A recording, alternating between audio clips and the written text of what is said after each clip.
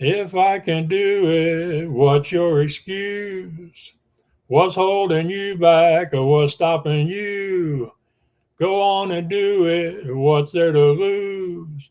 If I can do it, what's your excuse? Hello, ladies and gentlemen. I am the blind blogger Maxwell Ivy, and this is an episode of What's Your Excuse, where we are going to bring you people that will challenge the excuses that are holding you back. And you can find the podcast at theblindblogger.net. You can also find it through my LinkedIn profile, Maxwell Ivy. That's IV as in Victor EY. And of course, if you've been following my progress, you know that nowadays I'm working more to improve accessibility for people with disabilities. And if your organization needs some help in that area, please check out my other website at theaccessibilityadvantage.com. And before I go any further, I want to make sure I thank our wonderful sponsors over at blueberry.com. That's blueberry without the E's. They provide the hosting not only for my podcast, but also for several other podcasters who have disabilities or who focus on improving the lives of people with disabilities. And so I want to introduce you to my guest today. Now, we've had a kind of a fun conversation about the word inspiration. So I've promised that I will try not to use the word much today. But her name is Jennifer Gassner, and her book is called My Unexpected Life: Finding Balance Beyond My Disability. And having been diagnosed with Friedreich's ataxia, a progressive disability at age 17, she has and continues to show people that disability is something that we will all have to go through at some point in our lives. Disability should not be feared, that we can definitely live a full life. And it is her hope that people will start to see disability as another part of diversity and work towards creating a more inclusive world. You can find her at jennifergassner.com.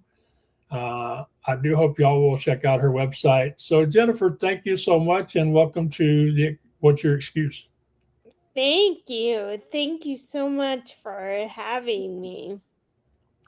Oh, it is my pleasure. I really enjoyed getting to talk to you the other day, so we could prepare and make sure we're gonna have a good conversation today. Yeah.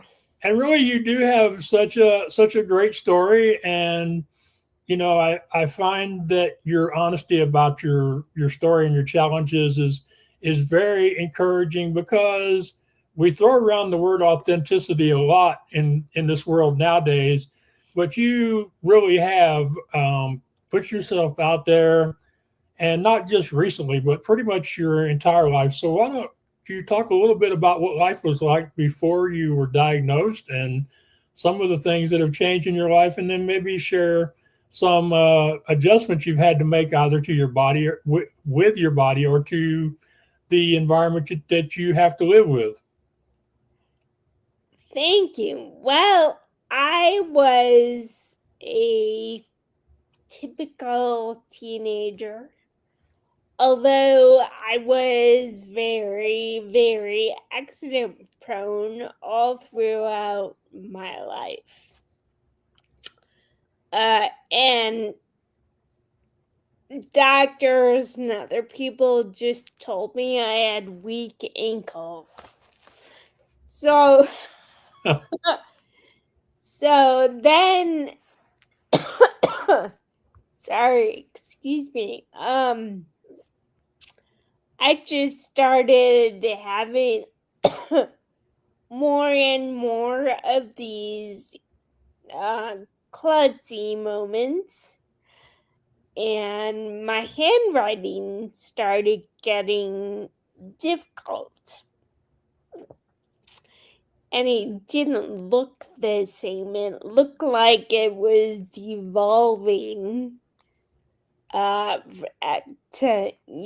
kindergarten level. And my mom picked me up from my friend's house one day. I almost fell just walking to the car. So I told her something was going on, and I think I needed to go to the doctor. So she did take me to a pediatrician, who then sent me to a neurologist, a local neurologist. I grew up in a smaller city in Wisconsin, and so the doctor wasn't necessarily experienced, and he did not take my symptoms seriously at all. So we got a second opinion, and that's when I was diagnosed. And keep in mind, this was 1990. So this was, I'm pretty sure it's before they even found or completed DNA, but there was no DNA test at that time, no internet, nothing. So my neurologist at the time, the one we went to the second opinion for,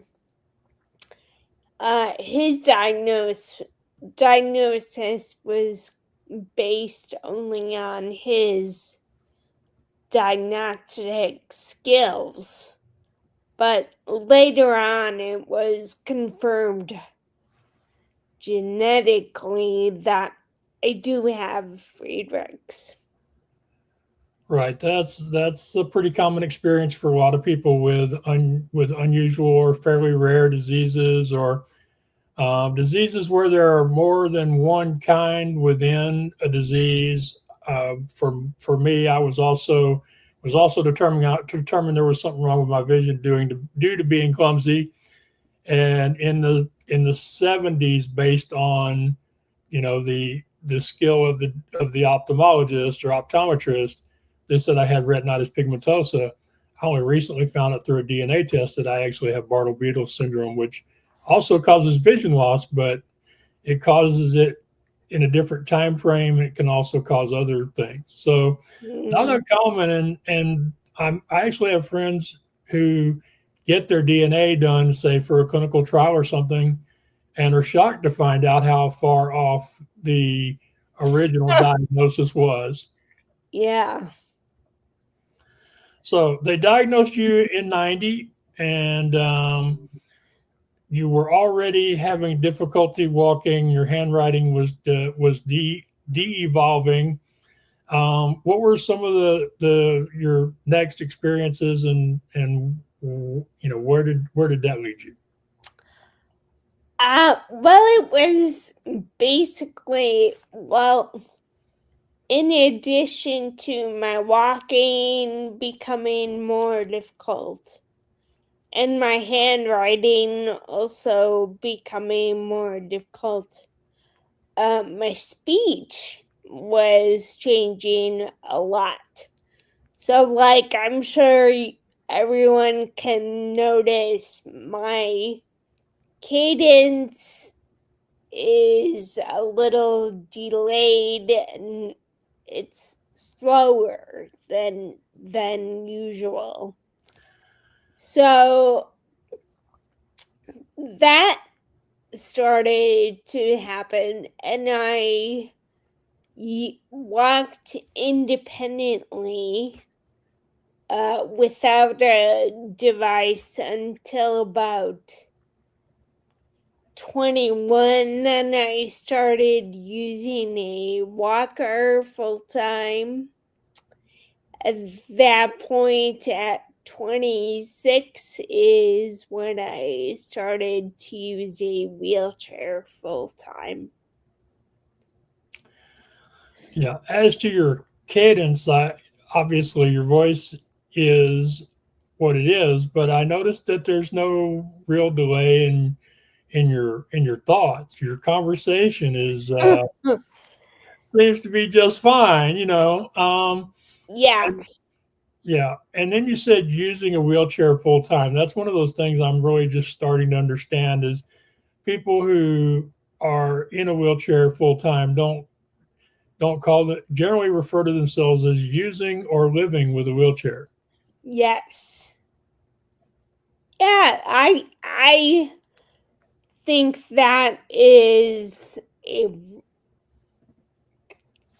relatively recent development. Maybe not that recent, but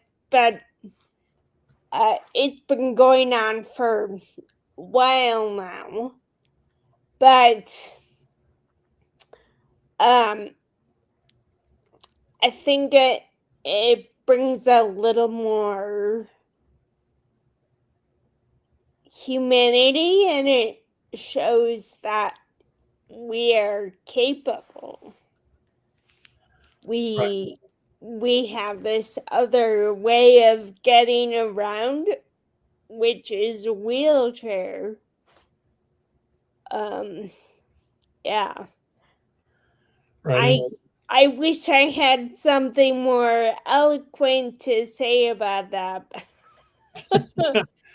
Well, I find that we have less problems in the world when we can use plain language and not worry about the eloquence, and worry about the message that we're trying to deliver. So I think you're on right on the right track there. So Yeah, and I think it shows we're active. We're not just sitting here, you know, taking in life.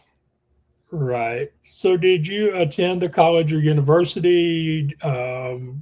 What's your life been like since transitioning to using first the walker and then a wheelchair? Yeah, but I did go to college and grad school, and the experiences were radically different from each other. I was fairly fortunate when I was in undergrad.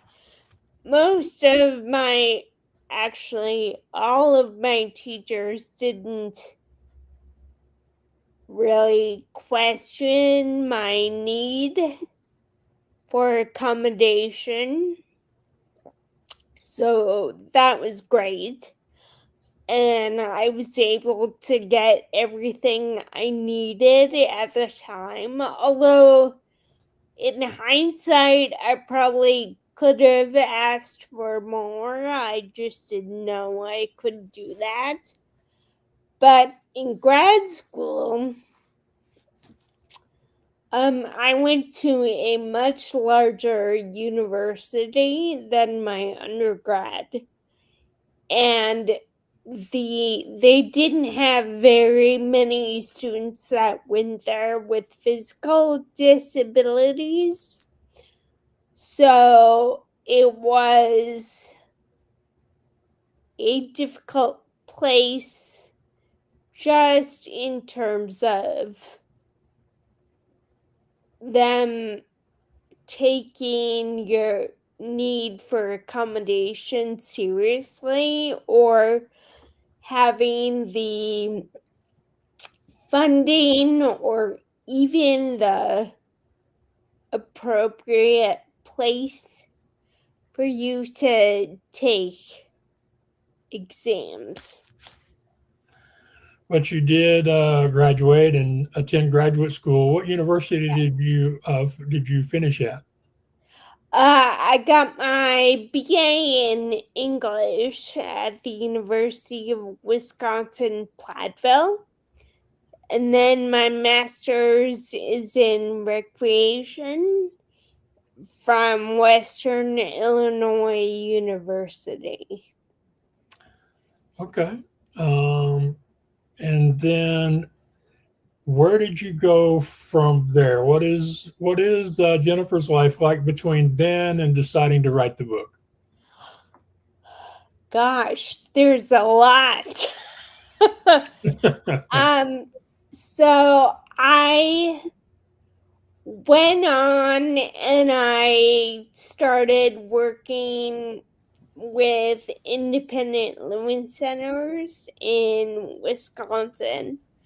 And that's really where I found my identity as a disabled woman, and one where I accepted it, because in the past,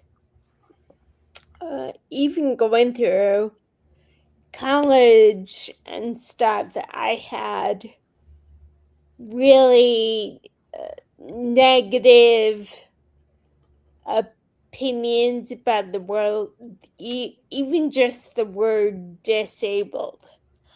I didn't want to be associated with those people.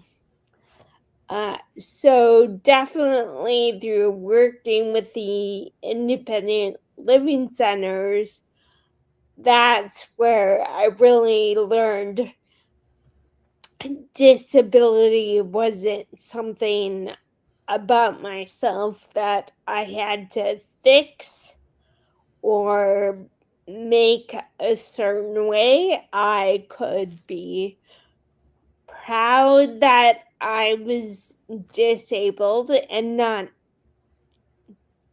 not out to find the cure or whatever you want to call it. Right. And so you're using a wheelchair then. So, what are some of the things you've had to do in order to be able to complete your work with these independent living centers? Well, I basically had a glorified secretarial position. I did some bookkeeping as well. I did a lot of stuff on the computer. Again, I was fortunate for those kind of accommodations to be there. I helped plan a couple of conferences while I was there, which was a lot of fun. Believe it or not. And it just really, I always say it's probably the best job I've ever had, just because I learned so much and learned how to be satisfied really with myself and how to accept myself in such a way and not always be striving for somebody else's idea of perfection. So, but unfortunately, that job was grant funded and we lost our funding. So it was kind of a catalyst that gave me the courage and the understanding about moving to a different state. I really wanted to get away from the snow. So I moved to California in 2001. And I had always been interested in writing a book, but it seemed too daunting while I was working full time. And then in 2014, I had to stop working. And So then I said, well, I'm gonna do something with this time here instead of just sit here and binge watch uh, Netflix or something all day. Um, so I d- took up writing, and that's really when I began. Okay, before we talk more about the book and publishing and your speaking, let's go back to what you said about accepting yourself, because that's not just a problem for someone with a disability. Yeah, That's a problem with just about everybody in the world, to accept themselves as they are, to accept that they're enough regardless of what they choose to do. So was there anything that you could share with our audience to help them come to an acceptance of who they are and to see themselves as good enough where they are? yeah. Well, I think a big catalyst for me was that I went to a support group for people with neuromuscular disease, and everyone there, and it was a full house. There were probably 50 plus people there. Uh, but everyone was very negative. And it just kind of made me realize, like, wait a second, I have a choice here. Either I can dwell on everything, on the bad stuff that's happened, or I can move forward and try to be a little more accepting and happy with my life. And that's really what I think helps me. That, and, I think everyone says, like,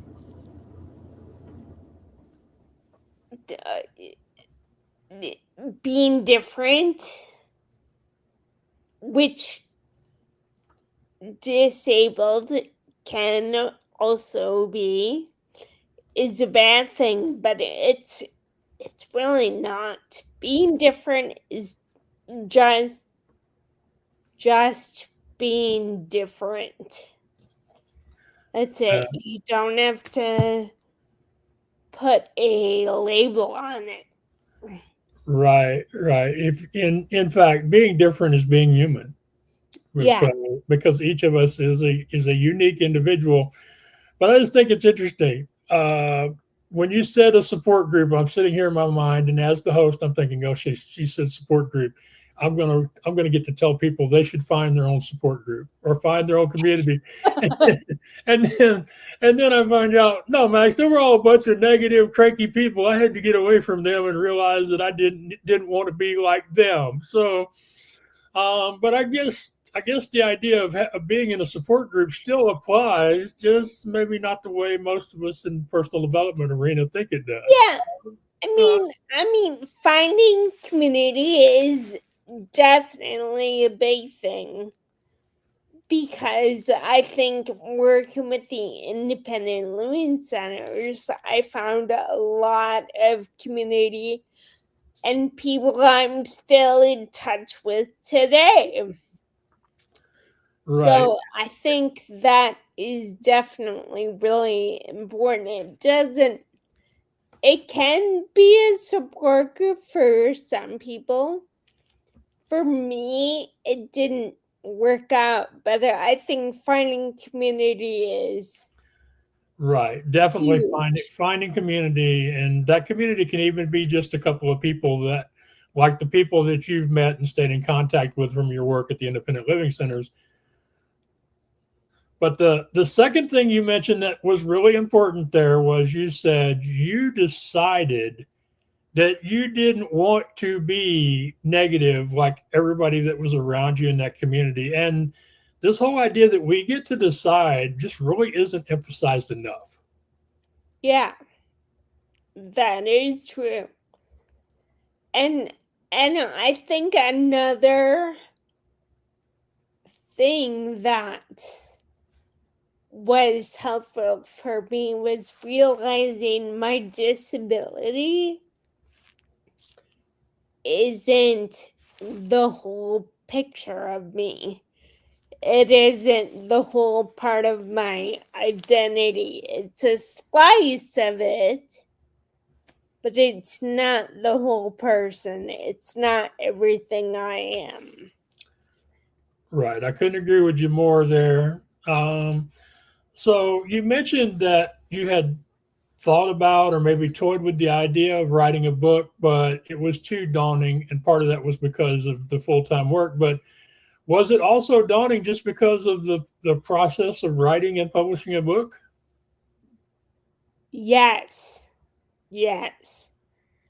Because part of it specifically was I'm not a fast typer by any means, and speech to text technology is not like it is now.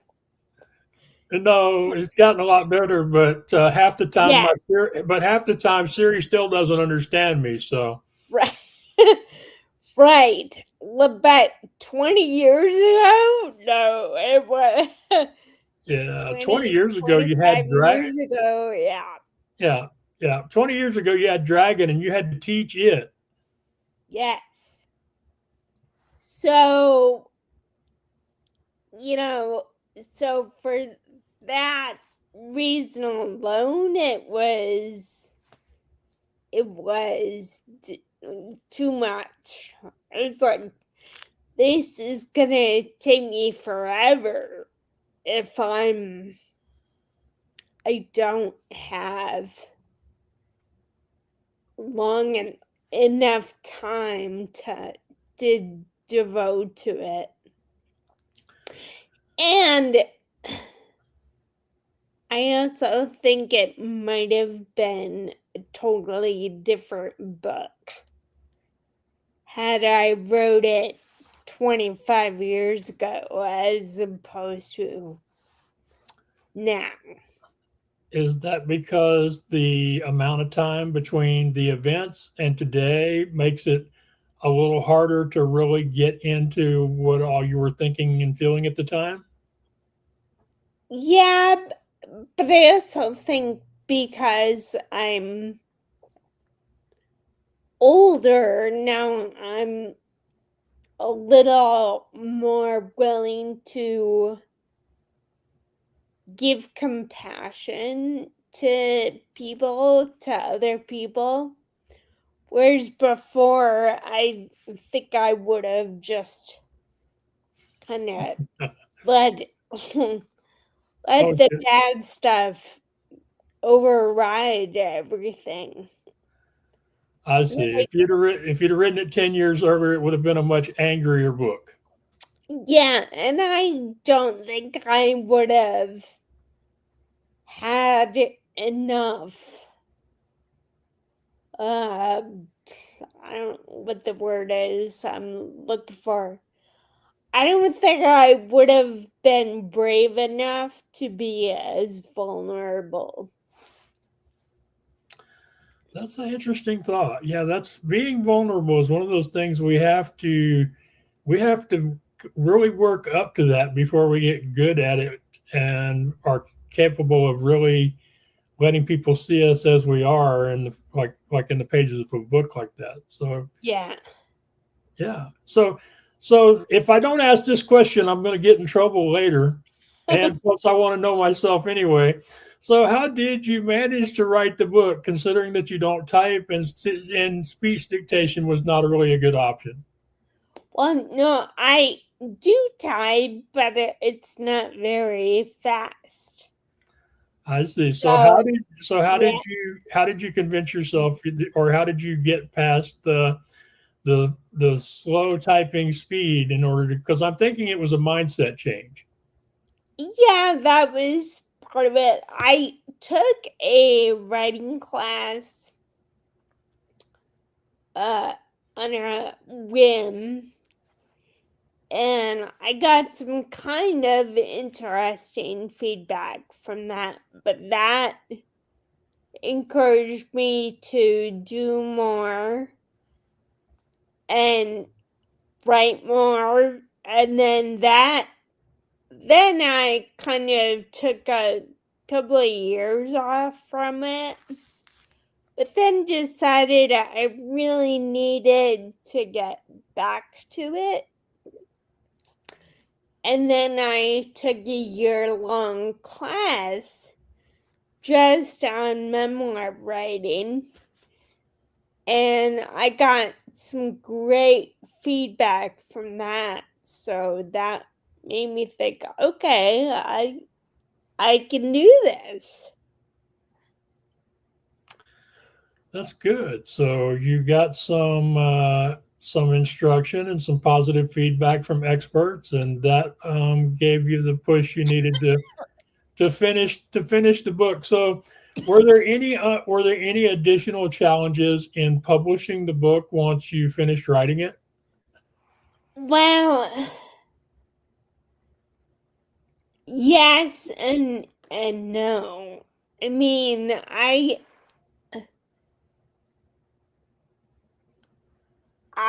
was fairly lucky because I knew somebody who worked at the publisher I went with, which Acorn Publishing, and they're a hybrid.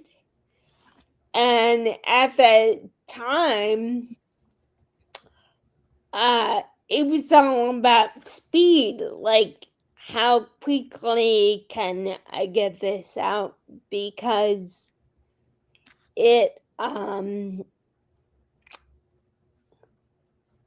had just recovered from COVID, so there was a part of me that was like telling myself, you have to get this book out before something bad happens.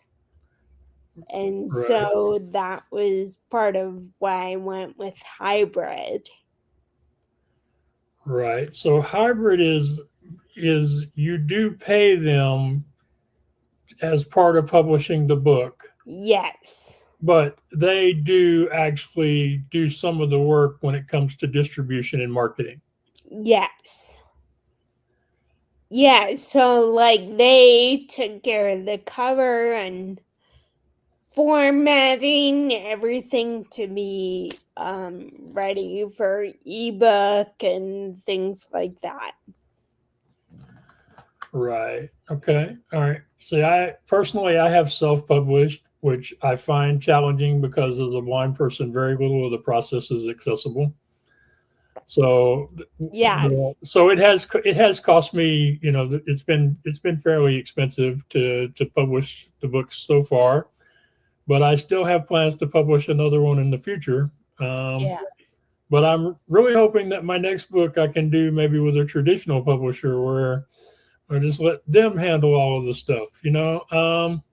But I understand there are pros and cons between self-published, Right. hybrid published, vanity published, and traditional publishing. So, Yeah. all right, And part of the good thing about hybrid is you still own your stuff. You know, it's not, you're in control a little more than you would be with a traditional publishing deal. So there's give and take. yes, there is. Yes, there is. So, after you published the book, I understand that you've been a fairly prolific speaker out there as far as sharing your experiences and talking to people about what your life was like with this book. What have been some of the challenges you've had being somebody who uses a wheelchair with being at events? Oh gosh, I think almost everything I've done has been virtual. Oh, okay. All right, cool. Yeah, so yeah. Well, I know that a few months ago I had a bad fall, and so for a while was very careful with where I went, and I noticed that there were very few public buildings that we went to in that city that were where I would have wanted to try to navigate with a wheelchair. Mm, yeah. It's disappointing and frustrating, I'm sure. So you've done all your book promotion virtually. What has been one of your favorite experiences um, sharing your story and promoting the book? Oh, well, I have done a few indoor events, but I am very uh adamant about checking ahead and making sure that they're accessible. So, but I'm sorry, what can you repeat the question again? Well, I think you were on it. So you have done some in person stuff, but you have to make sure in advance that they're going to be accessible. I understand it can be really difficult to find that information out accurately. Yeah, there was one, the only issue I had, there was one event where my space, like my booth where I was selling the book, was accessible, but it was set up on a street outside and up against the curb, and I was facing the curb basically. So if anyone came up and wanted to talk to me, I couldn't come up to their level uh, and speak to them. That was the only super frustrating one. Right, right. So you things seem to be progressing pretty well for you.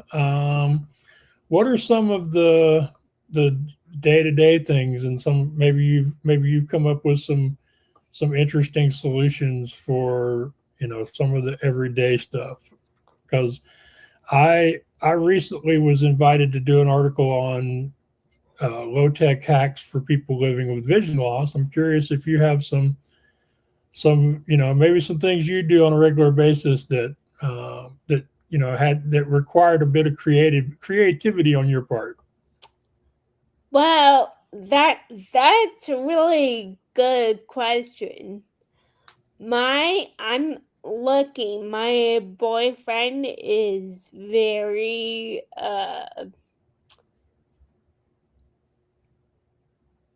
engineering savvy, shall we say. So he comes up with different things that I would have never ever thought of. Um, which of course right now my mind is blank about what they are. But and they're usually things that are like, oh, what if we put your cushion this way or changed the way you're sitting this way? It's things like that. But I mean, we do things like I have a couple of different water bottles that I drink from. One of them is almost always full always in the Please refrigerator, find the and background. You are currently in a group. To exit this group. I'm sorry. Go ahead. oh no, they, just it's a push of the button, and I have a straw, that's part of the bottle, that I drink out of. I eat almost all my meals in a bowl because it's easier to. Well, I find that. Well, I find that easier too. But some of my visually impaired friends give me a hard time about it because they feel like I should be making a better impression when I eat. But my philosophy is I eat for satisfaction of my food, not for style. Yeah, exactly. It's kind of like Exactly. that. It's kind of like that accepting things you were talking about earlier. Yeah, like when I go to a restaurant, or even when I'm home, I ask for my soup to be in a cup, not like a coffee cup, not in a bowl to use with a spoon. Like, I like to drink it. you know, It's that's much easier that way. yeah. That's an interesting point. Oftentimes, as people with disabilities, we talk about asking for what we want, and usually people are talking about big things. But knowing what we want and being willing to be, who we are, and not worrying about what other people might think about us based on a particular habit, like how you eat or how you drink soup, is really is really at the heart of what you were talking about earlier about accepting yourself. Yeah. And this is definitely something I'm still accepting and working on. Like, constantly there's this tug of internalized ableism where, like, you yourself are critical of yourself and your disability. Like, because I walk and or the way I move my wheelchair is kind of swervy, and sometimes people think I'm drunk. I have to, like, stop myself from worrying about what they think and just go on and live my life. Yeah, I like to tell people that life ain't the Olympics. They're not going to award us style points. Yeah, And that's sometimes, good.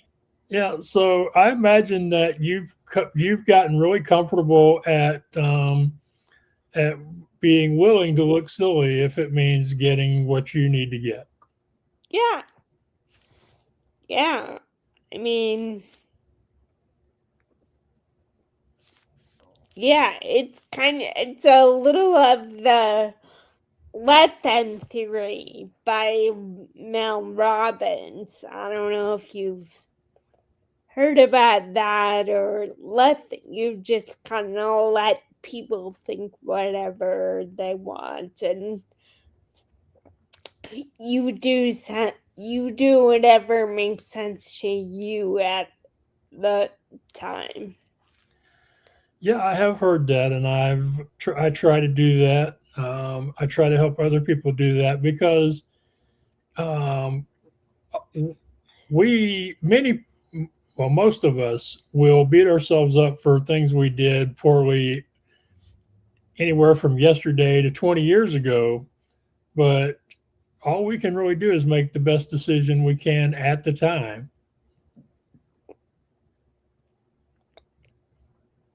Yeah, for sure. Well, I'm glad to see that you're continuing to live an active life. You've got the book, and you're continuing to spread the word about how you're not just your disability and how people can live just fine. It just can live great lives with a disability. Really want to thank you for sitting down and talking to me a while about your life, and I hope that we've encouraged some people uh, to maybe think about one or two small things they can do right away to enjoy their life more. What would be a couple of thoughts you would like to leave people with before we finish our talk today? Well, I think it's really important to not necessarily focus on how things got to be however they are. Just kind of learn to go, okay, what do I have to do? And pick yourself up and move forward. And if you do things a little differently, that's okay. It's nothing to be ashamed of. Yep. There's a line in the song "Wonderful" from Wicked where he talks about it's all in what label is able to persist, and I'm thinking when when we do something a little more unusually than other people do, it could some people might think that it's weird, but other people might think you're a trailblazer. Yeah, never know. But we won't know if we continue to do things the way people expect them to do us or the way we think we should do them. Yes, definitely. Well, I appreciate your time, Jennifer, and I hope that I look forward to following your progress, and I hope that some of my audience will visit your website and read your book and connect with you because I believe that we can all benefit from your experiences. Yeah, obviously, please check out the book on Amazon. Mainly it's on Kindle Unlimited, but you should be able to order it if you prefer hard copy from there or other Right. vendors as well. Yeah, and if y'all will just go to jennifergassner.com, there's links on there to where you can buy her book, and I'll include a link to her Amazon page when the podcast gets released. Thank you so much. I like to show my gratitude to my guests by helping connect them as much as I possibly can. So, again, thank you for coming on the podcast. And if you'll hold up a couple minutes, I'll do my outro and we can talk a little bit after the recording's over. Okay. All righty. So I want to thank y'all for joining us today and for hopefully being encouraged by Jennifer, hearing some of her experiences and how she continues to adapt. Again, you can find her at jennifergassner.com. You can find me and What's Your Excuse at theblindblogger.net or LinkedIn, where I am Maxwell Ivey, Ivey.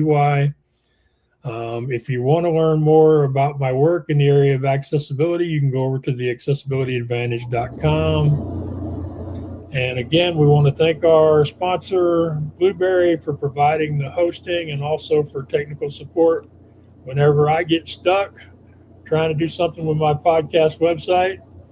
And that's blueberry.com, but it's without the E's. So hope y'all will check them out.